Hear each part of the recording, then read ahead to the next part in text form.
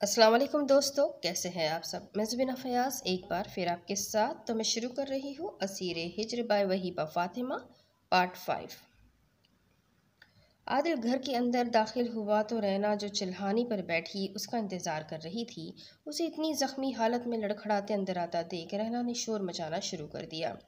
अरे ये क्या हुआ, किसने किया ये सब। कीड़े पड़े, मेरे बच्चे की क्या हालत बना दी, कुत्ते खाएं उनको। वो सीना को भी करती आदिल की जानिब बढ़ी। आदिल सहन में रखी चारपाई पर लेट गया। दाएं पाँव का टखना शायद इधर उधर हो गया था या गोश में चोट लगी थी कि वो एक टांग भी हिला नहीं पा रहा था। दारा के आदमियों ने मारा है मुझे, आदिल ने संजीदगी से बताया तो रैना के तन बदन में भापड़े से जलने लगे। सोहन और बशीरा बीवी बाहर आई और आदिल को देखकर रोने लगी। सोहन तो खौफ से सफ़ेद ही पड़ गई। रैना ने आदिल के जख्म साफ किए और जल्दी से मोहल्ले के क्लिनिक पर जाकर डॉक्टर को बुला लाई। डॉक्टर ने आकर आदिल की मरहम पट्टी कर दी। टखने के गोश्त में चोट बताकर उसे बेड रेस्ट बता दिया। सोहन जल्दी से उसके लिए हल्दी वाला दूध लेकर आई। भाई ये पी लो। सोहन रोए गई। उसे दुनिया में दादी और आदिल के सिवा अब कौन था जो दिखाई देता था। तभी आंसू रुकने का नाम ही नहीं ले रहे थे। आ आ आ थू, बहुत गंदा है आपी, मैं नहीं पीऊंगा। आदिल ने जानबूझकर उसका ध्यान बटाने को गंदे गंदे मुंह बनाए थे। सोहन रोते हुए ही मुस्कुरा दी। ये वही वक्त था जब रैना क्लिनिक से दवा लाती अंदर दाखिल हुई थी और इस खूबसूरत बला को अपने बेटे के सिरहाने बैठे मुस्कुराता देख उसके तो तलवों पर लगी और सर पर बुझी। मगर अपना तैश और इश्तियार अपने सीने में दबाकर वो आगे बढ़ी और आदिल को सहारा देकर अपने कमरे में ले जाकर लिटाया और कुछ हल्का फुल्का खिलाकर दवा दे दी। दवा में सुकून की गोली थी जिसे लेते आदिल गहरी नींद में सो गया था। सोहन ने सारा किचन समेटा और दादी के साथ उनके कमरे में चली आई। मगर तभी रहना तनफन करती उसी कमरे में चली आई और आते साथ ही सोहन के चेहरे पर 2-3 सन्नाटेदार थप्पड़ जड़ दिए। माँ, मैंने क्या क्या क्या किया। सोहन हैरान हो गई। ए जलील औरत, पागल हो गई हो क्या। छोड़ छोड़ इसे। बशीरा बीबी आगे बढ़ी मगर उस जलील औरत ने उन्हें भी धक्का देकर परे फेंका। वो चारपाई पर गिरी और करहाने लगी। रैना के हाथ में चूल्हे में जलाने वाली लकड़ी थी जिसे पे दर पे उसने सोहन पर बरसाकर अपना सारा गम गुस्सा निकाला था। माँ छोड़ दो मुझे, मैंने कुछ नहीं किया, खुदा का नाम है, छोड़ दो मुझे। वो रोती गिड़गिड़ाती रही मगर रैना के सर पर तो खून सवार था। वो अभी दारा को फोन करके आई थी। हरामी कुत्ते, तुम्हारी जुर्रत क्या हुई मेरे बेटे पर हाथ उठाने की, उसे मारने पीटने की। मैं तुम्हारी बोटी बोटी करके चील कौवों को खिला दूंगी। तू जानता नहीं है क्या मुझे। रैना हलक के बल चिल्लाई थी। अरे ना माई ना, इतना ना चिल्ला, कहीं दिमाग की रग वग ना फट जाए तेरे। और तू अय्याशी का अधूरा ख्वाब आंखों में लिए कहीं जहन्नम रसीद ही ना हो जाए। और अब गौर से सुन, 20 लाख तुझे दे चुका हूँ लेकिन अब तक तूने मेरा काम नहीं किया। अगर काम हो गया तो बाकी की वादाशुदा चीज़ें भी तुझे दे दूंगा। और अगर सुबह तक काम नहीं हुआ तो तेरे बेटे की लाश मिलेगी तुझे, समझी। अब फ़ोन रख। भौंकने की बजाय काटने का बंदोबस्त कर, मतलब मेरी गुलाबी परी मेरे हवाले कर, नहीं तो अंजाम के जिम्मेदार तुम खुद रहोगी। दारा ने कहा और खड़ाक से फ़ोन बंद कर दिया और अब रैना अपना तमाम उबाल उस मासूम जान पर निकाल रही थी। सोहन की चीखें पूरे कमरे में गूंज रही थी। माँ, मेरा कसूर क्या है, सोहन ने बिलखते हुए पूछा। रैना ने उसकी चुटियां पकड़कर घुमाई, खुद चारपाई पर बैठी और उसे अपने पैरों में गिराया। अब रैना ने उसको जबड़ा जबड़ा दबोचा हुआ था। ये की ना काम की बात। अब सुनो, तुम्हारा कसूर क्या है, मैं बताती हूँ तुम्हें कि तुम्हारा कसूर क्या है। तुम्हारा कसूर ये है कि तुम मनहूस पैदा हुई है। रैना ने उसकी आंखों में आंखें डालकर उससे उसकी हकीकत बताई। रहना छोड़ दे मासूम बच्ची को, उसके मासूम दिमाग में ये जहर मत घोल। बशीरा बेगम जी ने टांग पर चारपाई की पायती से चोट लग गई थी, चारपाई पर लेटे हुए ही रो पड़ी। मगर रैना ने नफरत से उसके खूबसूरत चेहरे को देखा जिस पर उसका बस न चलता था कि तेजाब फेंक कर उसे बिगाड़ ही दे। तू मनहूस से पैदा हुई तो अपनी माँ को खा गई, जब तेरा बाप तेरे करीब रहने लगा तो उसको भी खा गई। मर गए वो लोग तेरी नहवस से। सोहन बेटा, ये झूठ बोल रही है, बकवास कर रही है, ऐसा कुछ नहीं। बशीरा बेगम कर आई। सोहन बेयकीनी से उस औरत को देखे गई, फिर बिलक बिलक कर रोने लगी। सच बोल रही हूँ मैं, तू जिसके भी करीब गई वो मौत के मुंह में गया मनहूस। अब मेरा बेटा आपी आपी लगा कर रखता है। तू जानती है ना आज क्या हश्र हुआ है उसका। वो फनकारी। तो मेरे कहने का मकसद ये है, मनहूस के दूर रहा कर मेरे बेटे से, वरना उससे भी अपनी नहवत से निगल जाएगी। रैना ने नफरत और हिकारत से उसे एक ठोकर रसीद की और उठकर कमरे से बाहर निकल गई। वो सारी रात बिलक बिलक कर रोती रही। कच्चे दिमाग पर बड़ी पुख्तगी से ये अल्फाज नक्श हुए थे और फिर वो सोचती रही थी कि क्या वो सचमुच वाकई में मनहूस है। अरे मत रो बच्ची, वो बकवास कर रही थी। तुम्हारी जान और इज्जत खतरे में है, भाग जा यहाँ से। अपने बाप से किया वादा पूरा कर और अपनी इज्जत की हिफाजत कर। आखिर फजर के बाद बशीरा बीवी ने उसके पास आकर धीमी से सरगोशी की। दादी, परसों एक लड़के ने मेरी मदद की। मैं अकेली थी, फिर भी मुझे हिफाजत से मेरे घर छोड़कर गया। वो बेहद अच्छा है, मैं उससे मदद लूँगी। वो पहाड़ की चोटी पर जो बड़ी सी हवेली है, वहाँ रहता है। अगर मैं दारा से भागकर कहीं छुपी तो उधर ही जाऊंगी। उसने हिचकियों के दरमियान बशीरा बीबी को बताया। सच दही रानी, 5 उंगलियां बराबर नहीं होती। किसी भले घर का होगा, आला तरबियत बुलंद किरदार माँ का बच्चा होगा, जिन्होंने औरत की इज्जत करना सिखाई होगी उसे। तुम उसी से मदद लेना। अब जाकर देख वो डायन उठी कि नहीं, ताकि कुछ बंदोबस्त करूँ। जी दादी, वो कहती शिकस्ता कदमों से बाहर निकली। या इलाही, इस बच्ची की हिफाजत कर। कोई फरिश्ता भेज, उसे इस आजमाइश से निकाल ले मेरे परवरदिगार, उसे इस दरिंदे से बचा ले। बशीरा बेगम ने आसमान की जानिब देखते हुए अपने रब को पुकारा था। यशम की आज लेट आँख खुली थी। वो जल्दी से उठ बैठा, फौरी उठकर फ्रेश होकर तैयार हुआ। बाहर गैर मामूली चहल पहल सी थी, मगर 2 शफ़ाफ बड़ी बड़ी सी आंखों को सोचते वो किसी और चीज़ के बारे में आजकल कम ही ध्यान दे रहा था। तभी दरवाजे पर हल्की सी दस्तक हुई। वो जब अपने गीले बाल ब्रश कर रहा था, दरवाजे की जानिब मुतवज्जा हुआ। यस, कम इन। इजाज़त मिलने पर परीहा खानज़ादा मुस्कुराती हुई कमरे में दाखिल हुई तो यशम धक से रह गया। सरप्राइज! परीहा मुस्कुराई। यशम ने गहरा सांस भरा। कैसी हो? संजीदगी भरा नॉर्मल अंदाज। तुम खुश नहीं हुए मेरे सरप्राइज पर? उसने बुरा सा मुंह बनाया। अब क्या नाच कर दिखाऊं? यशम ने उसे संजीदगी से गुस्से से कहा। हर्ज भी नहीं, बचपन की तरह मेरे साथ कपल डांस कर सकते हो, मुझे कोई एतराज़ नहीं होगा। उसने इत्मीनान से काट पर बैठते हुए कहा। बहुत फजूल बोलती हो परीहा तुम, यशम ने नागवारी से कहा। वो मुंडा शर्मा रहा है, तुम इतने रिजर्व रहते हो, कभी शॉर्ट्स भी नहीं पहनते। How cute. इस ज़माने में कभी अमेरिका में रहने वाली लड़कियों को इतना पर्दादार नहीं देखा जितना कि तुम हो यश। वहाँ जो लड़के स्विमिंग पूल में नहाते हैं, तुम स्विमिंग पूल में जाना तो दूर की बात, कभी किसी के सामने शर्ट तक नहीं उतारते। Very very cute. तुम क्यों हो इतने अलग, सबसे जुदा, और मुझे तुम्हारे यही अंदाज बहुत पसंद है, कसम खुदा की, परिहा ने मुस्कुरा कर कहा। हाँ, इसे सिर्फ पसंदीदगी ही कह सकती हो तुम, यशम ने अपने ऊपर परफ्यूम छिड़कते लापरवाही से कहते उसे अपने अल्फाज से कुछ खास बावर करवाया। परिहा एकदम संजीदा हुई थी, उसका चेहरा सुर्ख पड़ गया था।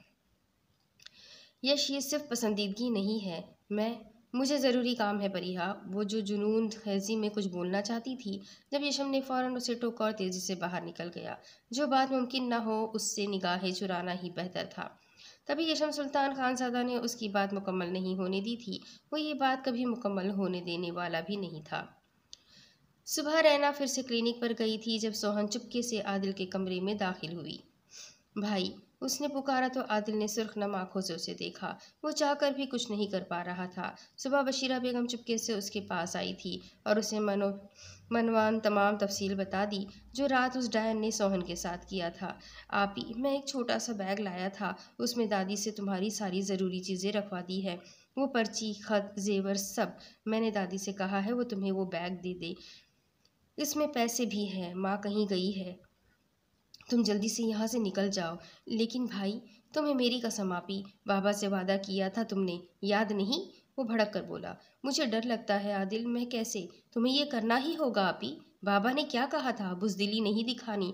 बस्ती में जो बैटमैन आया हुआ है उसे ढूंढो, वो सबकी मदद करता है, उससे मदद लो और जाओ यहाँ से।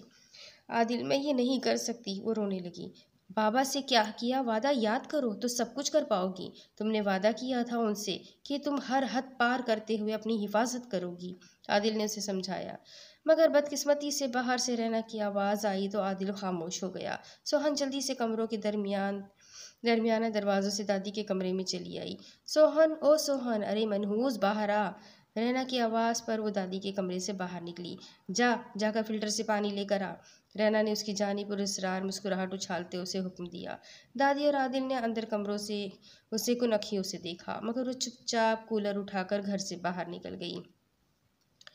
वो जानती थी आज हर गली में उस पर नज़र रखी जाएगी। वो घूमकर घर की पिछली जानिब चली गई। वहाँ एक घंटे जानलेवा इंतज़ार के बाद कूलर उधर ही छोड़कर वो चीड़ के दरख्तों में से छुपती छुपाती बहुत ज़्यादा घूमकर आउट हाउस की बैक साइड पर पहुँच गई थी। उसे माँ के अंदाज से अंदाज़ा हो गया था कि ज़रूर उन्होंने कुछ प्लान करके रखा होगा, तो वो सीधा सीधा शिकार के तौर पर उनके पंजे में फंसने की बजाय उनका प्लान पलट करती फिलहाल वहां से बचाई थी। उसका दिल हौल रहा था। वो उसी दिन वाले पत्थर पर बैठकर इंतजार करने लगी। वो उससे मिली नहीं थी जो उसे बताती कि वो यहाँ उसका इंतज़ार करेगी, मगर फिर भी वो उसका इंतज़ार कर रही थी। उसका दिल कहता था वो यहाँ ज़रूर आएगा। सोहन छड़ी हाथ में पकड़े चश्मे के पास पत्थर पर बैठी बेकायदाकारी से पाँव झुला रही थी। उसे यहाँ भी बैठे 1 घंटे से ज़्यादा वक्त हो चुका था। वो इस दुनिया की निगाहों से कहीं ओझल हो जाना चाहती थी। आखिर को उसका इंतज़ार कामयाब हुआ जब दूर से वो आता दिखाई दिया। उसने सुख का सांस लिया और अपना चेहरा बशाश किया। वो करीब आकर साथ वाले पत्थर पर बैठ गया। हाय सोहन। अस्सलाम वालेकुम। वालेकुम अस्सलाम। वो मुगनाकर बोली तो सामने वाला गहरा मुस्कुरा दिया। कब से इंतज़ार कर रही थी, मगर तुम इतनी लेट आए। मुझे तुम्हें कुछ बताना है। अब तो मेरे पेट में भी दर्द होने लगा था। तुम जानते हो कि क्या हुआ यश? वो सिया आंखें टपटपा कर अपनी जान में सस्पेंस क्रिएट करती हुई बोली तो उस पर पुरस्कार लड़के ने बगौर उस छोटी सी लड़की को देखा। वो जानबूझकर अपने खौफ, अपने अपने दुखों से फरार हासिल करना चाहती थी। क्या हुआ? पुरसुकून सा अंदाज था, हाथ पैंट की पॉकेट में डाल रखे थे। मैंने ना बैटमैन को देखा। उसने आंखें हैरत से फैलाकर कहा। यश ने हल्का सा कहा लगाया। वो हॉलीवुड वाला बैटमैन। मुस्कुराहट अनाबी होठों से जुदा नहीं हो रही थी। जी नहीं, वो तो चिमगाडर वाला होता है ना। ये बल्ले वाला बैट है। उसने उसकी इन्फॉर्मेशन में इजाफा किया। जैसे वो अमेरिका पलट नौजवान जाने कितना बुद्धू हो, और वो सियानी दादी। यशम ने उसकी आंखों में देखा। शफाफ आंखों की चमक कहीं गायब थी। इन सियाह झीलों में कोई गहरा गम हिलकोरे ले रहा था। कम अज कम यश को तो ऐसे ही लगा। ये सब झूठी अफवाहें हैं सोहन, ऐसा कुछ नहीं है। यश ने संजीदगी से कहा। और सुनो, मेरी कजिन यहाँ मेरे साथ घूमने आई है। उसके सामने मुझे यश मत बोलना। लेकिन क्यों? उसने हैरत से पूछा।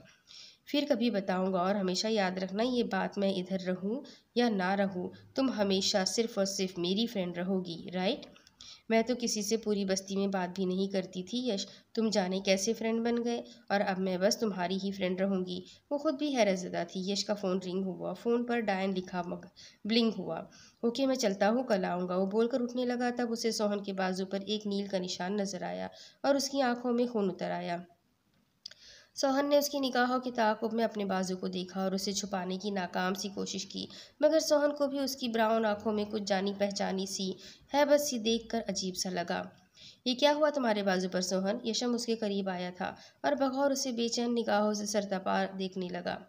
कुछ नहीं यश। वो अभी बोल ही रही थी जब झाड़ियों की सरसराहट सुनकर वो खौफ से सफ़ेद पड़ गई। उसने खौफजदा होकर इधर उधर देखा। यश भी चौंका, मगर जब झाड़ियों में से हाँफती काँपती बशीरा बेगम नमूदार हुई तो सोहन भागकर उनके सीने से लगी और फूट फूट कर रो दी। दादी, मैं क्या करूँ, कहाँ जाऊँ, मैं कैसे रहूँगी आप लोगों के बगैर? मैं कहीं नहीं जाऊँगी। वो बशीरा बेगम के दामन से लिपट गई, जिन्होंने उसका बैग पकड़ा हुआ था। कुछ नहीं होगा, आदिल ने खुद सुना माँ को फ़ोन पर बात करते। उस नमक हराम ने और बहुत से गुंडे मंगवाए हैं तुम्हें ले जाने के लिए, इसीलिए तुम्हें आज अभी इसी वक्त यहाँ से निकलना है। वो उसे नज़रअंदाज किए रेशम की जानिब बढ़ी, जो हौक बना इंतहाई कर्ब से सोहन के आंसू देख रहा था। अभी तो वो बिल्कुल ठीक थी और अब बिलक बिलक कर रो रही थी। मतलब जो उसे महसूस हो रहा था वो सच था कि वो परेशान और बहुत ज़्यादा दुखी है। तुम जो कोई हो बच्चे, हम बहुत बड़ी मुसीबत में फंस गए हैं। समझो मेरी पोती की जान और इज्जत को खतरा है। क्या तुम हमारी मदद करोगे? बशीरा बेगम ने लगी लिपटी करने की बजाय सीधे सीधे मुद्दे की बात की। यशम बशीरा बेगम और सोहन को इसरार करके आउट हाउस ले गया। तब सब ने हैरत से उन्हें देखा, मगर फिर सुल्तान खानजादा, सायमा, अरीब और यशम के सामने जब बशीरा बेगम ने तमाम हकीकत बता दी तो गम व गुस्से से हर दिल बेकरार हुआ। आप फिक्र मत करें अम्मा, अब ये बच्ची हमारी जिम्मेदारी है, हम बाहिफाजत इसे लाहौर पहुंचा देंगे। अभी इसी वक्त ये बच्चे इसे लेकर यहाँ से निकलेंगे। अगर वो लोग यहाँ तक पहुँच गए तो मुश्किल हो जाएगी। इसीलिए अरीब और यशम, तुम लोग अभी इसे ले जाओ, किसी की भी निगाहों में आए बगैर। दादी, वो बशीरा बेगम से लिपट कर फूट फूट कर रोने लगी। यशम उसकी जानिब देखने लगा। जाओ जल्दी जाओ, चली जाओ इस जहन्नम से, तुम्हें खुदा का वास्ता। अल्लाह ताला के बाद आप लोगों की अमान में दिया बच्ची को, खुदा इसकी हिफाजत करे। मैं जहाँ से आई थी वहाँ से वापस जाकर उनका ध्यान बटाती हूँ, वो लोग हर तरफ फैल चुके हैं। बशीरा बेगम ने अपने दिल पर सिल रखकर उसे खुद से दूर किया। उसकी सिसकियाँ दुखी दिल से सुनते बाहर निकल गई। अरीब और यशम अपनी जगह से खड़े हुए। साइमा बेगम उठी और उसका बाजू और बैग पकड़ा और उसे पोरच में गाड़ी तक लाई। यशम और अरीब फ्रंट सीट पर बैठे थे। अरीब ने ड्राइविंग सीट संभाली, साइमा बेगम ने उसे पिछली सीट पर बिठा दिया।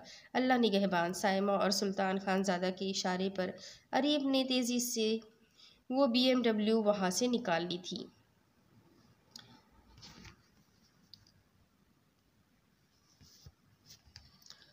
वो आज़ाद पंछी बनी पूरे खानजादा हाउस में आज़ादी से चहचहाती फिर रही थी। नायाब गुल ने अपनी खिड़की में से उसे लॉन में अपनी छोटी सी साइकिल लिए दौड़ते भागते देखा। वो वीरा और गुफरान के साथ साइकिलिंग का मुकाबला करती, हर बार जीत रही थी। उसके कहकहे पूरे लॉन में गूंज रहे थे। नायाब गुल इतनी गहरी सोच में डूबी थी कि कब सुलेमान खानजादा कमरे में दाखिल होकर उसके पीछे आकर खड़े हुए उसे तो पता ही नहीं चला। सुलेमान ने गहरी नज़र उसके पुरसोच चेहरे पर डाली और फिर खिड़की से बाहर देखा, जहां वो मुसलसल औज़गुल को देखे जा रही थी। सुलेमान ने नरमी से उसको कंधों से थामा। नायाब को तब होश आया जब अपने कंधों पर एक जाना पहचाना सा मेहरबान लम्स महसूस हुआ। किस सोच में गुम हो नायाब? सुलेमान ने नायाब का रुख अपनी जानिब घुमाते हुए उसकी निगाहों में झांका। सुलेमान, आपको औज़गुल के रवैये में कुछ तब्दीली महसूस हो रही है? नायाब ने धीमे से लहजे में सुलेमान खानज़ादा से इस्तफसार किया तो वो उसे गौर से देखने लगी।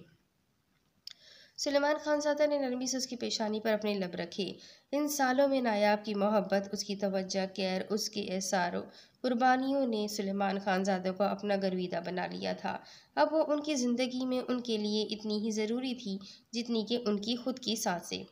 इतने करीब होने की वजह से वो नायाब के दिल का हाल ना जान पाते, ऐसे कैसे मुमकिन था?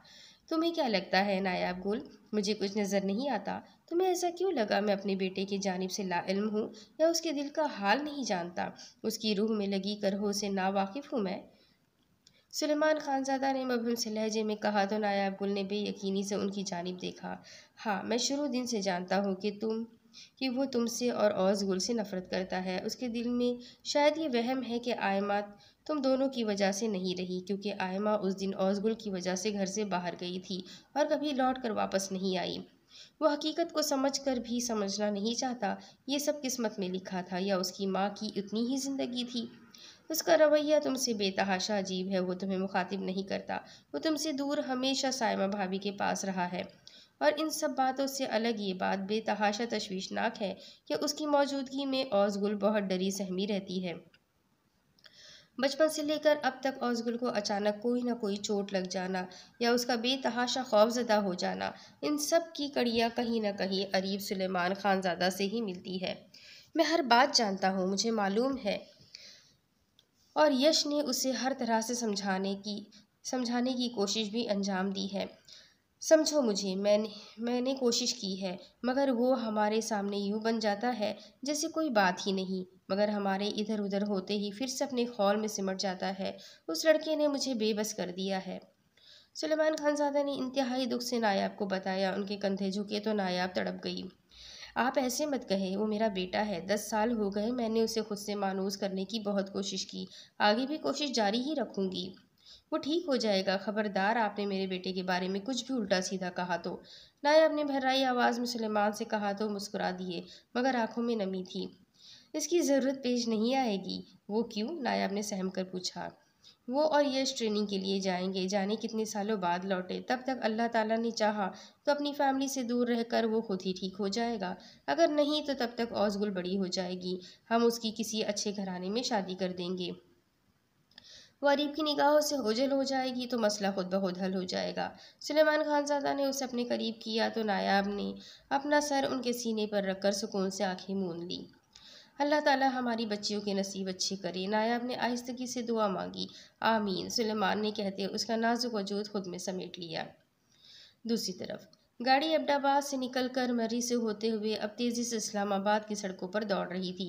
गाड़ी की बैक साइड से मुसलसल सिसकियों की आवाज़ें आ रही थी जो अरीब सुलेमान खानज़ादा को बुरी तरह डिस्टर्ब और यशम को बेतहाशा बेसुकून कर रही थी। तकरीबन दिन के 2 बज चुके थे। गाड़ी के पीछे वो सुकड़ा सिमटा घटरी बना वजूद कब से एक ही पोजीशन में था। वो कब से आंसू बहाए जा रही थी। अपना बैग अपने सीने से लगा रखा था। वो इस वक्त कल वाले ही सिया फ्रॉक में थी जिसमें उसका दूधिया रंग काफ़ी दमक रहा था, मगर चेहरा और नाक रोने की वजह से पूरी तरह गुलाबी हो चुके थे। गाड़ी में वहशतनाक सी खामोशी थी, जैसे कुछ बात करने के लिए पास हो ही नहीं।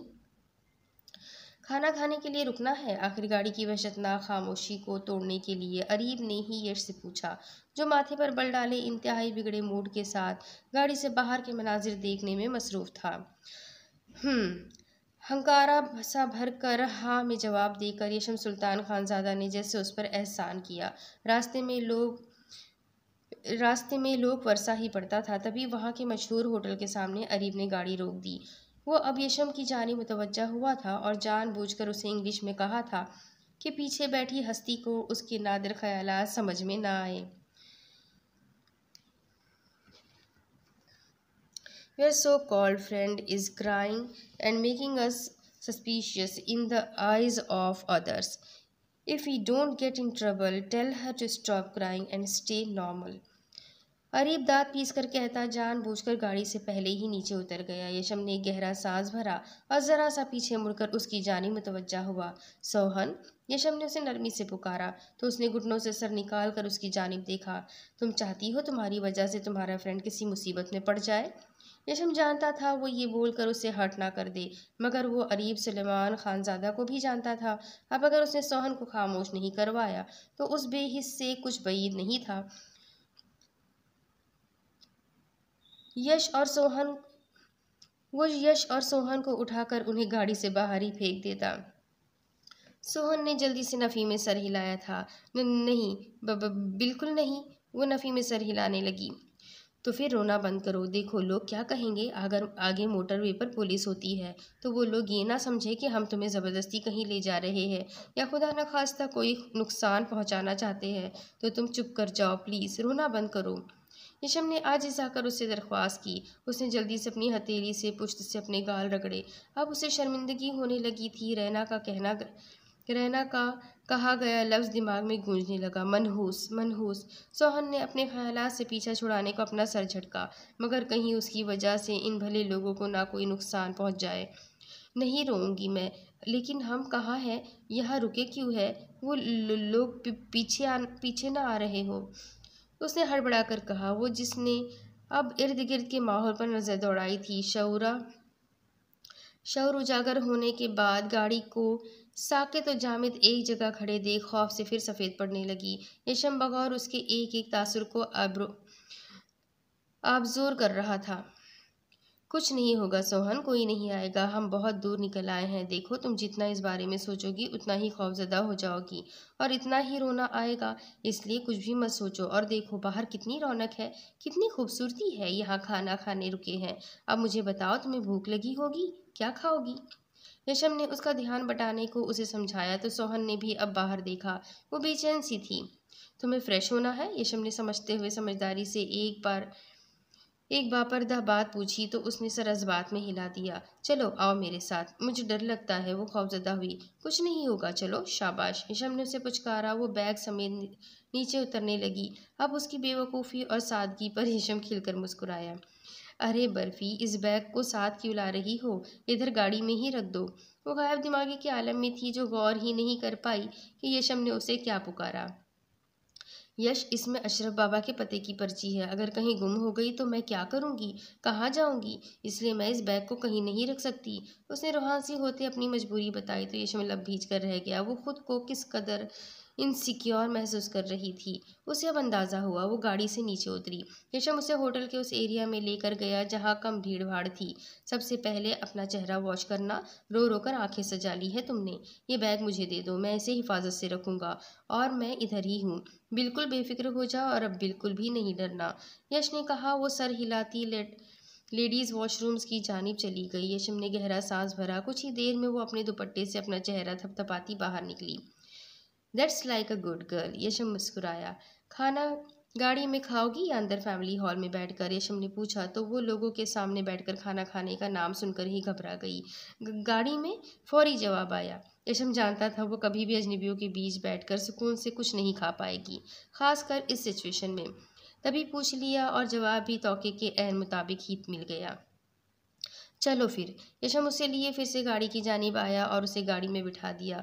वो अब अरीब के पास चला आया। अरीब ने उसे सवालिया निगाहों से देखा। मेरा नहीं ख्याल कि वो सबके सामने बैठकर खाने में कंफर्टेबल महसूस करेगी या ढंग से कुछ भी खा पाएगी। तो खाना पैक करवा लेते हैं, कहीं पुरसुकून जगह पर बैठकर खा लेंगे। ओके। अरीब होटल में गया और खाना पैक करवा लाया। उन्होंने वापस सफ़र का आगाज़ किया। कुछ देर की ड्राइविंग के बाद वो लोग फैसल मस्जिद के एरिया में चले आए थे। अरीब ने उधर ही गाड़ी पार्क की और मस्जिद के बाएं जाने वाले बाग में चले आया। यशम ने सोहन को कदरे फासले पर बैठ जाने का इशारा किया और उससे उसका खाना पकड़ा दिया। वो दोनों उसके पास बनी गुलाब की क्यारी के उस पार चले आए। अब वो करीब होकर भी उसकी निगाहों से ओझल थे। वो पुरसुकून होकर खाना खा सकती थी। शुक्र है बच्ची रोना बंद हुई, खाना खाते अरीब शरारत भरे अंदाज में कहा। और वाकई सामने वाला चिढ़ गया। शट अप अरीब, यशम ने संजीदगी से कहा। बच्ची, तुम्हें कहाँ से लगती है वो बच्ची? बेचारी का सारा बचपन उस दरिंदा सिफत माँ और उस गलीज आदमी ने निगल लिया है। देखा नहीं तुमने कैसे समझदारों की तरह बैग सीने से लगाया हुआ है, कहीं वो गुम ना हो जाए, उसमें मौजूद उसके अंकल का पता खो ना जाए। यशम ने जबड़े भींच कर कर्ब से कहा। अरीब खामोशी से उसे देखने लगा। तो अब आगे क्या? अरीब ने मुबहम लहजे में पूछा। क्या मतलब आगे क्या? यशम ने सवालिया निगाहों से पूछा। मतलब उससे उसके अंकल के घर छोड़ने के बाद क्या? मेरी मानो तो अभी जाने से पहले निकाह कर लो, नहीं तो इतने साल बाद की किसने देखी है, ये ना हो। नहीं, ऐसा कुछ नहीं होगा। मेरा दिल कहता है हम एक दूसरे के लिए ही बने हैं। मेरा दिल कहता है ऐसा कुछ भी नहीं होगा। वो बहुत छोटी है, मैं उसे या उसके अंकल को ये तासुर हरगिज़ नहीं देना चाहता कि मदद करके हमने बदले में ये सब किया है। हमने किसी गर्ज की वजह से ये सब किया। मैं चाहता हूँ वो समझदार हो तो सोचे, मुझे समझे कि ये दोस्ती उसके लिए क्या मानी रखती है। वो मेरे बारे में सोचे, मेरा इंतज़ार करे। मुझे मालूम है जो मैं उसके लिए महसूस करता हूँ वो भी मेरे लिए करती होगी और आगे भी करेगी। बस अभी वो नासमझ है, अपने जज्बात समझ नहीं पाएगी। मैं उससे टच में रहूँगा, उसे अपने होने का यकीन दिलाता रहूँगा। सब ठीक हो जाएगा। मैं इंतज़ार करूँगा उस वक्त का। अरीब को उसकी निगाहों में आस उम्मीद के दिए जलते दिखाई दिए, जिन्हें वो कभी बुझने नहीं देगा। उसने ये खुद से वादा कर लिया था। यश चलें। अपने अकब से उसे मधुर सी बाहरी आवाज़ सुनाई दी। उसने अपने बैग के साथ अब बाकी बचे खाने के डब्बे का शॉपर भी पकड़ लिया था। लाओ ये मुझे दो। यशम ने उससे खाने का शॉपर पकड़ा और सारा बचा खाना वहाँ घूम रहे भिखारी बच्चों को दे दिया। चलो, वो कहते हुए आकर गाड़ी में बैठे। अरीब ने फिर से तेज़ी से वहाँ से गाड़ी निकाली। दूसरी तरफ परिहा जो कि अपने कमरे में थी, उसे ये लगा कि यशम और अरीब उसे बताए बगैर कहीं घूमने चले गए हैं।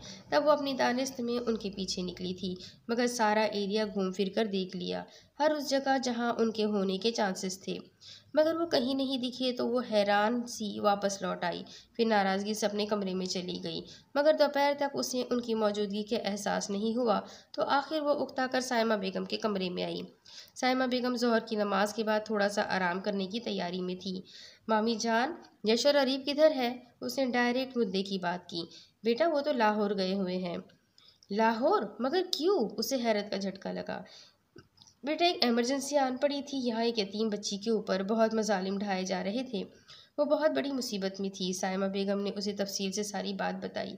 इसीलिए वो दोनों उस बच्ची को लेकर लाहौर गए हुए हैं, उसे उसके अंकल के पास छोड़ने। शाम को वहाँ से वापसी के लिए निकलेंगे तो रात तक इंशाल्लाह वापस लौट आएंगे। तुम बेफिक्र रहो। साइमा बेगम के बताने की देर थी जब परिहा खानजादा के जिस्म जाँ में भापड़े से जलने लगे। ये सोच कर कि वो एक लड़की की खातिर इतनी दूर गया अकेले, उसे बताए बगैर। उसे क्या मालूम था कि ये शम्स सुल्तान खानजादा नहीं चाहता था कि सोहन अबीद पर परिहा खानजादा का साया भी पड़े। मामी जान, एटलीस्ट वो मुझे बता तो सकते थे, मैं भी उनके साथ चली जाती। अब यहाँ सुबह से बोर हो रही हूँ, थोड़ा एडवेंचर ही हो जाता। उन लोगों ने मुझे खुद से लेकर जाना तो दूर की बात बताना भी पसंद नहीं किया। परिया ने रूठे हुए लहजे में कहा तो साइमा बेगम मुस्कुरा दी। बेटा, इसमें एडवेंचर वाली क्या बात है? वो लोग इतने खतरनाक हैं, कोई परेशानी वाली बात भी तो हो सकती थी, शायद इसीलिए तुम्हें नहीं लेकर गए। साइमा बेगम ने उसे समझाना चाहा मगर वो पैर पटकती अपने कमरे में चली आई। आते साथ ही उसे फ़ोन कॉल मिलाई। उधर फ़ोन मुसलसल रिंग हुआ तो यशव ने पॉकेट से निकाल कर चेक किया। नंबर देखते ही उसके मुंह के जाविये बिगड़ने लगे। अरीब ने उसकी जानिब देखा। परिहा की कॉल है? बम सा जवाब आया। तो अटेंड कर लो, अरीब ने कहा मगर उसने फ़ोन साइलेंट पर लगाकर डैशबोर्ड पर रख दिया। कान खाएगी, अभी वापसी पर सारी तफसील बता देंगे, यशव ने कहा तो अरीब फिर से बाहर की जानिब मुतवज्जा हुआ। दूसरी तरफ बशीरा बेगम किसी तरह छुपती छुपाती फिर से घर लौट आई थी। वो जानती थी पूरी बस्ती में दारे के आदमी कुत्तों की तरह सोहन की बू सूंघते फिर रहे थे। वो बरसहा बरस से यहाँ की रिहायशी थी तो यहाँ के हर खुफिया रास्तों से वाकिफ थी, इसीलिए किसी की नज़रों में आए बगैर वापस लौट आई और अब वो आदिल के पास आई थी। दादी, आपी, उसने तड़प कर धीमे लहजे में पूछा। बेफिक्र हो जाओ मेरे बच्चे, उसे अल्लाह ताला की अमान में दिया एक फरिश्ता सिफत लड़का मिला। वो उसे ले गया है यहाँ से बहुत दूर, अशरफ के पास। अब मैं मर भी जाऊं तो कोई गम नहीं। ऐसे मत बोलो दादी। आदिल बशीरा बेगम के सीने से लिपट गया, आसूदगी से मुस्कुरा दिया। सब ठीक हो जाएगा, फिर हम अपनी आपी से मिलने जाएंगे। आदिल ने दादी के कान में सरगोशी की तो वो भी हंस दी। बाहर से बैरूनी दरवाजे की धार से खुल जाने की आवाज़ पर वो दोनों चौंके और मानी खैजी से एक दूसरे को देखा। दारा बोलाए हुए कुत्ते की मानिंद आज हर लिहाज वाला ताक रखते हुए अपने आदमियों समेत घर में घुस आया था। रैना जो घर के काम काज में मसरूफ थी उसे यूं अंदर आते देख चौंकी, मगर दारे ने सबसे पहले आकर उसी की चोटी घुमाई थी। किधर है वो? जल्दी बता, किधर है वो? ज़मीन खा गई कि आसमान निगल गया उसे? पूरी बस्ती छान ली है, कहीं नहीं है वो। अब तू बता माई, किसी और ने ज़्यादा पैसे दिए, कहीं उसके हवाले तो नहीं कर दिया? वो सांप की तरह फनकार रहा था। रैना ने उसके मुंह पर एक थप्पड़ जड़ दिया। बदले में उसने भी हाथ घुमाकर उसके चेहरे पर थप्पड़ों की ऐसी बरसात की कि रैना चकरा कर रह गई। मैंने बाहर ही भेजा था, मुझे नहीं मालूम कहाँ गई, और तुम, लानत है तुम्हारी मर्दानगी पर, एक तिल भर की लड़की पर काबू नहीं पा सके और आकर मुझे सुना रहे हो? ऐसा कुछ नहीं किया मैंने। रैना भी कहाँ झुकने वाली थी, ज़मीन पर खून थूक कर सांप की तरह फनकारी। फ़ोन लाओ उसका, वो चिंगाड़ा। एक बंदा अंदर घुसकर उसका फ़ोन ले आया। दारे ने सारा फ़ोन चेक किया मगर कोई मशकूक बात ना मिली। सरदार, उसका बेटा भी अंदर चारपाई पर पड़ा है, वो कहीं बाहर नहीं गया। एक आदमी ने उसे रिपोर्ट दी जो कि आदिल पर नज़र रखे हुए था। सरदार, ये कूलर घर के पिछली जानिब से एक दरख्त के पास से मिला है। एक आदमी ने कूलर सहन में फेंका। यही देकर भेजा था तूने उसे? दारा फिर चिल्लाया तो रैना ने नफरत से उसे देखा। हाँ, यही देकर भेजा था। अब जाओ, जाकर ढूंढो उसे, नहीं तो खुद को सरदार और मर्द कहलवाना बंद कर दो। रैना ने अपना हिसाब बेबाक किया। साली कुतिया, वो उसकी जानिब लपका मगर उसके आदमियों ने उसे दबोच लिया। ये पिछली जानिब के जंगल में फैल जाओ सब, मस्जिद में, इसके आस पास सब जगह ढूंढो। ढूंढ तो मैं भी लूँगा उसे, मगर अब शादी नहीं होगी, सिर्फ बर्बादी होगी। वो फनकारा और अपने आदमियों समेत वहाँ से बाहर निकल गया। रैना ने सर उठाकर देखा तो सामने कमरे के दरवाजे पर आदिल को खड़े देख वो धक से रह गई, जो नफरत और हिकारत से अपनी माँ को घूर रहा था। कुछ गलत नहीं किया मैंने, वो शादी करना चाहता था उससे, और वो डटाई से बोलती हुई चली जाती मगर आदिल उसी नफरत से माँ की जानिब से रुख फेर कर अंदर चला गया। पीछे रैना ने अपने बाल नोच डाले। मज़ीद 5 घंटों की मसाफत के बाद वो लोग लाहौर की हदूद में दाखिल हो गए थे। अशरफ कमाल का घर लाहौर में मीना पाकिस्तान की बैक साइड पर बने वहाब हॉस्पिटल के करीब था। मतलब वो आसानी से उनका घर ढूंढ सकते थे। वो हॉस्पिटल के एरिया में दाखिल हुए। कुछ देर की सड़कें छानने के बाद एक बुज़ुर्ग दुकानदार से वो पता पूछा तो उसने बड़े एहसन तरीके से उन्हें पता समझा दिया कि वो अगले 15 मिनट में एक छोटे मगर बहुत खूबसूरत हरे भरे घर के लोहे के गेट के बाहर खड़े थे। यशम ने बुझे दिल से दरवाजे पर दस्तक दी। तकरीबन 2-3 मरतबा के दरवाज़ा खटखटाने पर अंदर से एक नर्म सी आवाज़ सुनाई दी। अरे रुक जाओ भाई, रुक जाओ, आ रहा हूँ मैं। अशरफ कमाल जो बैठक में मौजूद कुरान मजीद की तिलावत कर रहे थे, कुरान मजीद जिस दिन जुज़दान में लपेट कर अलमारी में रखा और आहिस्तगी से बाहर निकल आए। गेट खोला तो सामने 2 अजनबी लड़के खड़े थे जो उन्हें काफ़ी सुलझे हुए लगे। जी बेटा, कोई काम है आपको? उन्होंने नरमी से पूछा। अंकल, हम आपके लिए कुछ लाए हैं। यशम ने फीकी मुस्कुराहट से उनकी नूरानी सी शक्ल देखी। शख्सियत में अजीब सा ठहराव था, नरमी और कशिश। क्या लाए हो बेटा? उन्होंने मुस्कुराकर कहा। मगर यशम की अगली बात जो बशीरा बेगम ने उसे समझाकर भेजी थी कि सोहन को मिलाने से पहले अशरफ कमाल से ये बात कहना, उस बात पर उनके चेहरे से वो मुस्कुराहट पल भर में गायब हुई। आपके लिए हिना का पैगाम है। वो कह रही थी आप दोबारा क्यों नहीं आए मुझसे मिलने, अपनी गुड़िया से मिलने। आप जानते हैं वो कितना याद करती है आपको, कितना पुकारती है। यशम की बात मुकम्मल नहीं हुई थी कि अशरफ कमाल की आंखें आज अरसे दराज के बाद सावन भादों की तरह बरसने लगी थी। आंसू गालों से कतार दर कतार बहने लगे। इस बदनसीब को भुला ही कब था जो याद करता। और किसने कहा कि मैं वहाँ नहीं गया? हिना के जाने के बाद कितनी मर्तबा मैंने अपनी गुड़िया से मिलने की कोशिश की, मगर मेरी वहाँ मौजूदगी की ज़रा सी भनक लगने पर वो औरत मेरी गुड़िया को बहुत बुरी तरह मारती पीटती थी। उसने मुझे धमकी दी थी कि अगर अब मैं वहाँ गया तो वो मेरी गुड़िया को पहाड़ से धक्का देकर मार डालेगी। वो जालिम औरत कुछ भी कर सकती थी। वो हर वक्त गुड़िया की निगरानी करती थी। इसीलिए उसकी धमकी से डर कर दिल पर पत्थर रख लिया और वापस वहाँ गया ही नहीं। मगर मेरी रूह तो आज तक उन्हीं पत्थरों में कहीं भटकती रहती है। अशरफ कमाल ने अपने आंसुओं से तर चेहरा साफ करते सामने देखा तो यशम और अरीब सामने से पीछे हटे। अशरफ कमाल जैसे सांस लेना ही भूल गए थे। सामने डरी सहमी हू बहू हिना की कार्बन कॉपी खड़ी थी। हिना, मेरी गुड़िया, मेरी बच्ची। वो आगे बढ़े। बेकरारी से सोहन का चेहरा टटोला। तुम आ गई मेरी दही रानी, मैंने कितना इंतज़ार किया। ये बूढ़ी आंखें अंधी हो चुकी थी इंतज़ार में। कितनी दुआएं मांगी अपनी गुड़िया की सलामती की। बाबा, सोहन के लब कपकपाए। अशरफ कमाल ने तड़प कर उसे अपने सीने में भींच लिया। वो फूट फूट कर रो रहे थे। यशम की आंखें भी नम हो गई थी। हत्ता कि वो बेहिस पत्थर दिल अरीब खान ज़्यादा भी पहलू बदल कर रह गया था। आओ मेरी बच्ची, अंदर आओ। आओ बेटा, आप लोग भी अंदर आओ। अशरफ कमाल ने उसे खुद में भीजे अंदर बैठक में ले गए। सोहन उनकी आगोश में दबक कर फूट फूट कर रो रही थी। अशरफ ने उन्हें बैठक में बिठाया।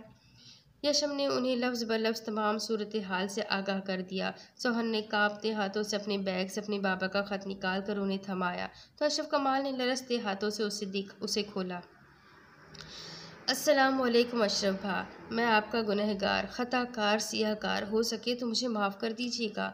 जानता हूँ अपनी बहन के कातिल को माफ़ कर देने का ज़र्फ़ हर किसी में नहीं होता, मगर मैं ये भी जानता हूँ कि ये ज़र्फ़ आप में ज़रूर है।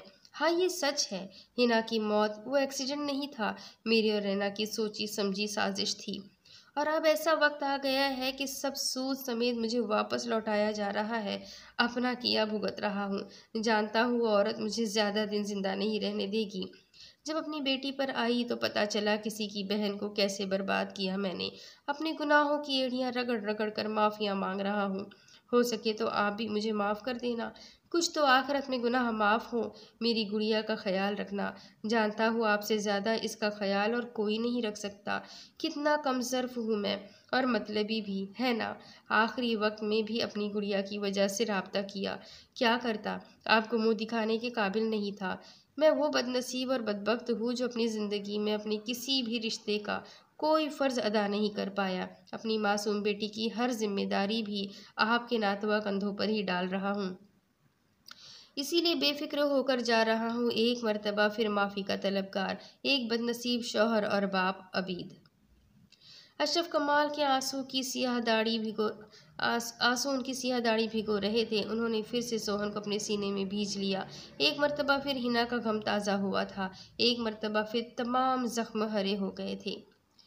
उन्होंने अशरफ कमाल के बेहद इसरार पर रात का खाना उधर ही खाया और उन्हें के इसरार पर रात उधर ही गुजारने का फैसला किया। अरीब ने सुल्तान खानज़ादा को फ़ोन कर दिया था कि रात काफ़ी हो चुकी है और अंकल के इसरार पर वो उधर ही रुकना चाहते हैं, तो सुल्तान खानज़ादा ने उन्हें खुशदिली से इजाज़त दे दी थी। बाबा घर में अकेले थे। उन्हें हैरत हुई, बाबा नानू किधर है? सोहन जो अशरफ कमाल के गले का हार ही बनी हुई थी, आखिर उन्हें पूरे घर में अकेला पाकर सवाल पूछ ही लिया। अशरफ कमाल ने एक गहरा सांस भरा। वो तुम्हारी मम्मा के साथ अल्लाह ताला के पास है। अशरफ कमाल ने मोहब्बत से उसके सर पर हाथ रखा। और मामी जान किधर है बाबा? यशम ने अब उसे बगौर देखा, जो कदरे नॉर्मल लग रही थी। वो अपनी बहन की जानिब गई है, वापस आएगी तो मुझे तो डर है कहीं मेरी दही रानी को प्यार कर करके आधा ही ना कर दे। अशरफ कमाल मुस्कुराया। आओ मैं अपनी दही रानी को उसका कमरा दिखाऊं। अशरफ उसका हाथ थामकर उसे एक जानिब ले गए। फिर वो वापस आए और गई रात तक अरीब और रेशम से बातें करते रहे। वो उन बच्चों की तालीम और तरबियत, इखलाक और किरदार से बेतहाशा मुतासिर हुए थे। अगले दिन सुबह नाश्ते के बाद वो लोग रुखसत सफ़र बांधने वाले थे जब रेशम धीमे कदमों से चलता उसके कमरे तक आया। दरवाजे पर हल्की दस्तक दी। इजाज़त मिलने पर कमरे में दाखिल हुआ। वो सामने ही सोफे पर बैठी थी। वो अंदर दाखिल हुआ तो पहली मर्तबा बगैर खौफजदा हुए उसे देखकर मुस्कुराई और सीधी हुई। वो करीब आया और फासले पर रखे बेड पर ही बैठ गया। खुश? यशम ने इस्तफसार किया। बहुत। सोहन मुस्कुराई। हम लोग वापस जा रहे हैं सोहन। उसने सोहन के सर पर बम फोड़ा। वो एक मर्तबा फिर आंखों में नमी ले आई। यश ने हैरत से उसकी आंखों में वो नमी देखी। तुम फिर कब आओगे यश? उसने मासूमियत से पूछा। बहुत जल्द। वो मुस्कुराया। तुम मेरा इंतज़ार करोगी ना बर्फ़ी? यशम के कहते ही उसने इस्बात में सर हिलाया। मगर ये बर्फ़ी कौन है? अब उसे होश आया कि वो उसे बार बार इस लफ्ज़ से क्यों पुकार रहा था। सोहन ने इधर उधर देखकर वहाँ मौजूद बर्फ़ी की खोज लगाना चाही। तुम हो और कौन है? तुम मेरी दोस्त हो तो मैंने तुम्हारा निकनेम रखा है क्योंकि तुम बर्फ़ी की तरह वाइट हो। नाम भी स्वीट है, सोहन हलवा। तो कुल मिलाकर तुम हुई बर्फ़ी। यशम ने मुस्कुराते हुए अपनी ही हाँकते उसका ध्यान बटाना चाहा। वो उसकी बात पर खुलकर हंसी। ये भी कोई नाम होता है भला? सोहन ने समझदारी से कहा। अच्छा सुनो बर्फ़ी, मैं जा रहा हूँ। अंकल को अपना नंबर दिया है मैंने, वो मुझसे बात करते रहेंगे। तुम किसी को अपना फ्रेंड मत बनाना। ये बात हमेशा याद रखना कि तुम्हारा सिर्फ एक ही फ्रेंड है और वो मैं हूँ। वादा करो मुझसे कि तुम सिर्फ मेरी ही दोस्त रहोगी। यशम ने दिलदोज अंदाज में कहते उसे कुछ समझाना चाहा। वादा रहा यश, मैं सिर्फ तुम्हारी दोस्त रहूंगी। उसने इत्मीनान से वादा कर लिया।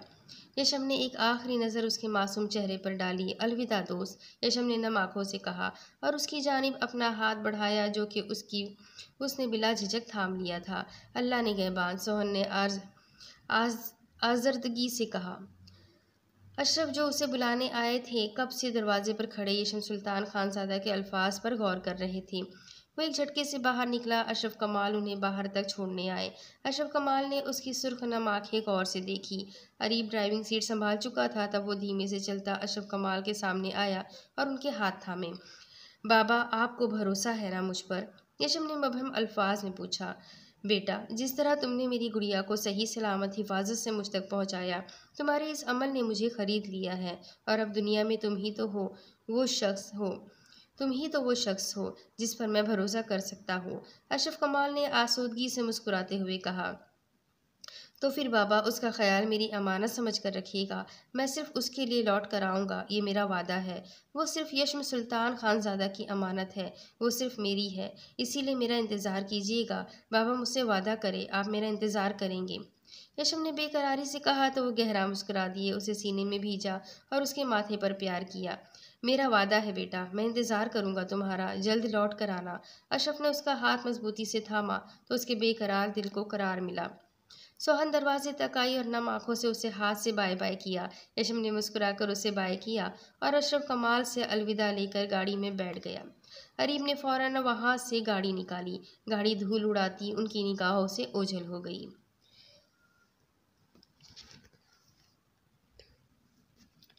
अब 10 साल बाद मैं एक शहद रंग आँखों वाले शहजादे की दिल की रियासत पर लफ्ज़ों से लहजों से हुकूमत करने वाली कनीज़ हूँ।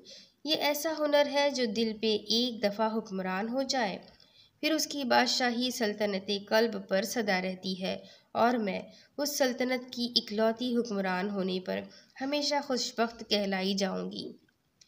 वो अपने कमरे में खिड़की के पास उदास सी बैठी थी। हाथ में एक रुमाल था जिसे वो गौर से देखे जा रही थी। 10 साल से उसने ये रुमाल किसी कीमती मता की तरह अपने सीने से लगाकर संभाल कर रखा हुआ था। कितने बरस बीत गए थे उस बेमहर का इंतज़ार करते, मगर वो दुनिया की भीड़ में जाने कहाँ गुम हुआ था कि दोबारा पलट कर आया ही नहीं। नहीं, बल्कि वो कब गुम हुआ था, दुनिया की निगाहों से ओझल, तो सोहन को होना पड़ा था। यशम और अरीब के जाने के बाद कुछ दिन तो सुकून से गुजरे। अगले दिन ही मामी राबिया और अजहाद वापस चले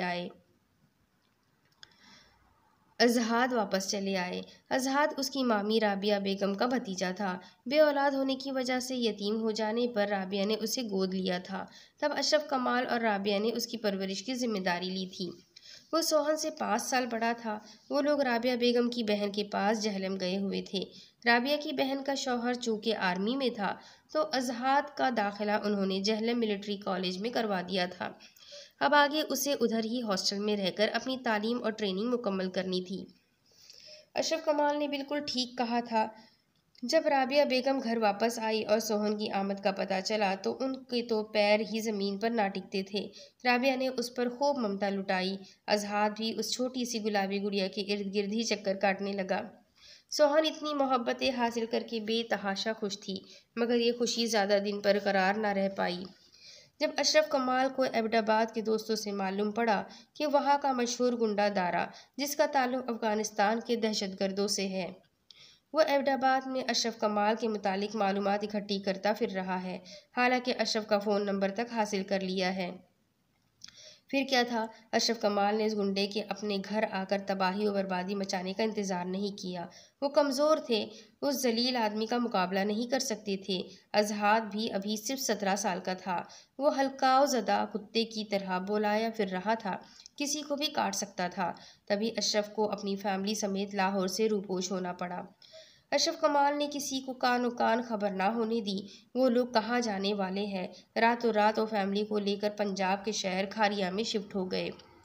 फ़ोन के सारे नंबर एक डायरी में लिख कर दो भी इधर ही फेंक कर आना पड़ा ताकि लोकेशन ट्रेस ना हो सके। अशरफ कमाल ने अपनी जानिब से पूरी कोशिश की थी कि उनकी किसी को भनक तक ना लगे, और वो उसमें कामयाब भी हो गए थे, क्योंकि पीछे वो जानवर लाहौर पहुंचकर भी लकीर ही पीटते रह गया था। मगर इस सब के पेच बीच अशरफ कमाल से सामान शिफ्टिंग के दौरान वो नंबर्स वाली डायरी कहीं खो गई थी। वो लोग लाहौर वाला घर और दुकान बेचकर खारिया शहर के एक छोटे से टाउन में शिफ्ट हो गए। जिंदगी बेतहाशा हसीन और खूबसूरत हो गई थी, मगर उस वक्त के दौरान कोई एक लम्हा एक पल ऐसा नहीं गुजरा था जब सोहन ने अपने बहुत ख़ास दोस्त को याद नहीं किया था। अशरफ कमाल ने बहुत कोशिश की कि वो डायरी मिल जाए जिस पर यश का नंबर लिखा था, मगर उसे नहीं मिली थी, ना मिली। अक्सर सोहन अपने बाबा से पूछ लिया करती थी कि यश का फ़ोन आया, तो वो उसे मायूसी का सामना करना पड़ता जब जवाब नफ़ी में मिलता। बात कैसे होती जब उसका नंबर ही नहीं था पास। शऊर की पहली सीढ़ी पर कदम रखा तो पता चला उसके लिए क्या मानी रखता है वो उसका कौन है। वो दोस्ती नहीं, कुछ बहुत ख़ास है जो उनके दरमियान है। उसने वादा के मुताबिक बस उसी का इंतज़ार करना था। अब भी वो अपने कमरे में बैठी बस उसी की ज़ात के मुतालिक सोचे जा रही थी। अजीब शख्स था जो उसके गिर्द अपने इश्क का हिसार खींच कर गया था, जिसमें से वो चाह कर भी नहीं निकल सकती थी। सोहन की नाजुक जान के गिर्द बने उस शख्स की याद के जाले उसे खुद में उलझाए रखते कि वो चाह कर भी कभी उसके अलावा कुछ सोच ही नहीं पाई। उसकी याद किसी कीमती मता की तरह सीने से लगा रखी थी। वो पहला और आखिरी शख्स था जिसका अक्स उसकी सोच के पर्दों पर बड़ी दीदा दिलेरी से लहराता था। आज तो जाने क्या ख़ास बात थी कि वो बेतरह बुरी तरह याद आ रहा था। यादों में तेरी याद थी, क्या याद थी, कुछ याद नहीं, बस याद हो तुम, सिर्फ याद हो तुम। क्यों याद हो तुम, कुछ याद नहीं। दहीरानी, उसकी सोचों का इर्तकाज राबिया बेगम की मेहरबान आवाज़ से टूट गया। जी अम्मी जान, और रुमाल अपनी स्टडी टेबल के दराज में रखकर मुस्कुराती हुई पलटी। बेटा खाना खा लो, सुबह भी बस वो मुआ एक डबल रोटी का टुकड़ा खाया, एक कप चाय से अपना कलेजा जलाया, और अल्लाह अल्लाह खैर सल्लाह, दिन ब दिन कमज़ोर होती जा रही हो। या अल्लाह, मैं क्या करूँ इस लड़की का। वो मुंह ही मुंह में बड़बड़ाती तो सोहन की आंखें हैरत से फैल गई, जबकि बेसाख्ता कहकहा लगाकर हंस पड़ी कि राबिया बेगम का महबूब मशगला था नित नए खाने बना बना कर अशरफ और सोहन को खिलाना।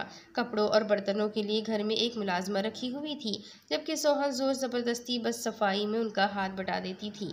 उनका कहना था वो नन्ही जान कॉलेज की इतनी मुश्किल पढ़ाई कर ले वही बड़ी बात है। राबिया बेगम ने उसका बहुत ज़्यादा ख्याल रखा था।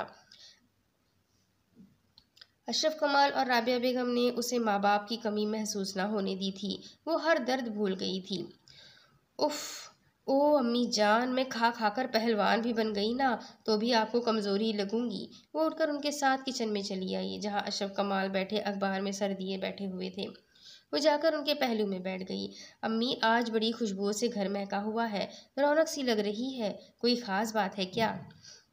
उसने अशरफ कमाल की जानिब देखते मानी खजी से पूछा। हाँ, बस अल्लाह ताला हमारे मादे पर रहम फरमाए। अशरफ कमाल ने बरजस्तगी से कहते राबिया बेगम को छेड़ा। वो उन्हें घूर कर रह गई। हाँ बेटा, ख़ास बात ही तो है। अजहाद वापस लौट कर आ रहा है। यहीं खारिया में ड्यूटी लगी है उसकी। ड्यूटी तो कैंट एरिया में है, मगर मैंने कह दिया अपने घर ही वापस लौटे। राबिया बेगम ने आसूदगी भरी मुस्कुराहट लिए बताया। है सच्ची? आज़ाद भाई वापस आ रहे हैं? सौरन को खुशगवार हैरत हुई। हाँ, अब 2 कुर्बानी के बकरों में एक और बकरा शामिल हो जाएगा, तुम्हारी अम्मा के नित नए पकवान हजम करने को। अशरफ ने सोहन के कान में सरगोशी की तो वो खिलखिलाकर हंस पड़ी। मुझे सब सुनाई दे रहा है, राबिया बेगम ने तिल मिलाकर कहा। लेकिन बाबा ने तो कुछ भी नहीं कहा, सोहन ने मासूमियत के रिकॉर्ड तोड़ दिए। हाँ, खूब जानती हूँ तुम्हें और तुम्हारे बाबा को। आने दो अजहाद को, गिन गिन कर बदले लूंगी। राबिया बेगम ने धमकी दी तो अशरफ खिलकर मुस्कुराए। वो यूं ही बुलबुल नहीं वो यूं ही बुलबुल बनी उनके दरमियान बैठी चहचहाती रही, और वक्त गुजरने का एहसास तक न हुआ। ब्लैक 3 पीस के नीचे सफ़ेद शर्ट्स पहने वो दोनों अपना अपना लगेज थामे इस वक्त न्यूयॉर्क पार्क के एयरपोर्ट पर मौजूद थे। दराज कद, माथे पर बिखरे बाल, सुनहरी पुरस्रार आंखें, सुर्ख सफ़ेद रंग का सुर्ख होठ, बेतहाशा खूबरू मर्दाना वजाहत के शाहकार। उन दोनों अशखास की बेनियाजी अपने उरूज पर थी। उनकी मौजूदगी से माहौल पर ऐसा रौब दबदबा तारी था कि ना चाहते हुए भी हर निगाह उन पर आकर ठहर जाती थी। यश सुल्तान खानजादा हद निगाह ग्लास वॉल से बाजू टिकाए बाहर जहाज़ों के बीच जाने कौन से गैर मर्रई नुक्ते को घूर रहा था कि पीछे से आकर अरीब ने उसके कंधे पर हाथ रखा। घर से गाड़ी मंगवाई? अरीब सुलेमान खानजादा ने अपनी कलाई पर बंधी कीमती घड़ी में टाइम देखकर खूबरू चेहरे पर गैर मामूली संजीदगी सजाए हुए पूछा। हंकारा भर का जवाब देने का एहसान किया। क्या हुआ, नहीं मिली? अरीब ने उसका सर्द सपाट चेहरा देखकर पूछ ही लिया। नहीं, फिर टुकड़ा तोड़ जवाब आया। क्यों? अरीब के माथे पर बल आए। पूरा लाहौर छलनी की तरह छान चुका हूँ, पूरा पंजाब छानना चाहिए था, अरीब की जानिब से मशवरा दिया गया। हर उस जगह को चेक करवा चुका हूँ जहाँ उसके मिलने के अमकान हो। तो फिर? नंबर बरसों पहले बंद होने के बाद आज तक ऑन नहीं हुआ। फ़ोन की आखिरी लोकेशन लाहौर की ही है। सारे एरिया में किसी को कुछ पता नहीं कि वो कहाँ चले गए। यशम ने उन्हें सपाट तासुरात से तफसील बताई। मुंह पर 12 बजाने की बजाय उसे नॉर्मल रखो, अमेरिका से वापसी पर देखेंगे इस मसले का हल भी। अरीब ने उसे आड़े हाथों लिया। मैं अब मज़ीद एक पल भी वेट नहीं करना चाहता, वो मेरा इंतज़ार करती होगी, यशम सुल्तान ने जबड़े भींचकर कहा। ओके, लेट्स गो, गाड़ी आ चुकी है, ये चंद दिन तो यहीं गुजारने होंगे ना, जब तक सब वापसी के लिए मान नहीं जाते, अरीब ने उसे तसल्ली दी। ओके, वो कहता उसके आगे चल पड़ा। खानज़ादा हाउस में इस वक्त गैर मामूली हलचल सी थी। सब लाउंज में इकट्ठे हुए थे। वो लोग पहुंचने वाले हैं। नक्शड़ी, घमंडी, मगरूर और ब्राउन आंखों वाली हुस्न की मलिका। गुफरान ने वीरा को सरगोशी में बताया। वो खानज़ादा ख़ानदान की मगरूर तरीन हस्ती थी। खुद पसंदी उसमें कूट कूट कर भरी हुई थी। गुजरे वक्त के साथ वीरा में ज़रा सी भी चेंजिंग नहीं आई थी। वो अनील सुलेमान खानज़ादा की अंधी तकलीद करती, अब बिल्कुल उसी जैसा हुलिया बनाकर रखती थी। वो बहादुर थी, बेहद ज़हीन। नीली आंखों में दुनिया फतह कर लेने की चमक थी। वो लोग यशम और हरीब के इतने बरसों के बाद वापसी आने की खुशी में लाउंज सजा रहे थे। औज़गुल शावर लेकर वॉशरूम से बाहर निकली थी और टॉवेल से अपने लंबे घने बाल झटकती बेजार सी शक्ल बनाने लगी। उसने कोफ से ब्रश उठाया। उसकी थाइज तक आते लंबे घने सुनहरी बाल उसकी जान का वबाल बने हुए थे। मुझे भी ये कटवा लेने चाहिए, उसने खौफज़दा होते सोचा, मगर फिर माँ का गुस्सीला मगर आंसू से तर चेहरा सोच अपनी ही सोच पर फातिहा पढ़ी। जैसे तैसे बाल सुलझाकर ड्राई करके वो तेज़ी से नीचे आई। गुजरते वक्त ने उसकी नाजुक शख्सियत में एक ठहराव और निखार सा पैदा किया था। वो अभी वीरा से काफ़ी ज़्यादा कमज़ोर थी। पढ़ाई में भी B+ ले ही आती थी, मगर अब वो एक रोंदू बच्ची नहीं थी, ना ही बात बात पर खौफज़दा होती। उसने अपने डर पर भी काबू पाना सीख लिया था। वो जो बचपन में उसे मारता पीटता था, डांटता फटकारता था, तभी अब वो उस अरीब सुलेमान खानज़ादा की वापसी का सुनकर भी पुरसुकून सी नीचे उतरी और नायाब के साथ किचन के काम में हाथ बटाने लगी, जो कि ये नेक काम सिर्फ वही करती थी। साइमा और नायाब ने गुफरान और वीरा से तो कब की तौक़ियात लगाना छोड़ रखी थी। वो लोग किचन में थे। आज तो बड़ा दिन था कि अनिल भी अपने ऑफिस जाने की बजाय यहीं पर मौजूद था। वो लोग बातों में मगन थे जब बाहर से गाड़ी का हॉर्न सुनाई दिया और सब अपनी अपनी जगह से लाउंज के एंट्रेंस की जानिब बढ़ गए। अब इसके आगे की कहानी मैं आपको अगली किस्त में सुनाती हूँ कि आगे क्या होगा। ये जानने के लिए मेरे साथ बने रहें। अगली किस्त में फिर मिलेंगे, तब तक के लिए अल्लाह हाफिज़।